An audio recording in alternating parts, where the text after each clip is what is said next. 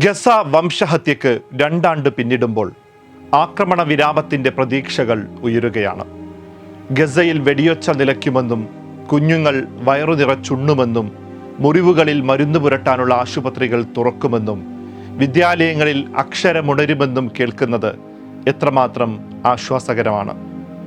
അപ്പോഴും ചോദ്യങ്ങൾ അവശേഷിക്കുന്നുണ്ട്. കിഴക്കൻ ജെറൂസലേമിൽ നിന്നും വെസ്റ്റ് ബാങ്കിൽ നിന്നും പിൻവാങ്ങാതെ എങ്ങനെ നീതിയുക്തമായ ഫലസ്തീൻ നിലവിൽ വരും? യുദ്ധക്കുറ്റങ്ങൾ നടത്തിയ സയനിസ്റ്റ് രാഷ്ട്ര നേതാക്കൾ ശിക്ഷിക്കപ്പെടേണ്ടേ?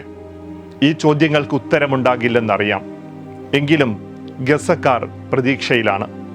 എന്നെങ്കിലും ഒരു ദിവസം അവരെ മൂടിയ ഇരുട്ട് മറച്ച് വെളിച്ചം വരുമെന്ന നേരിയ പ്രതീക്ഷ.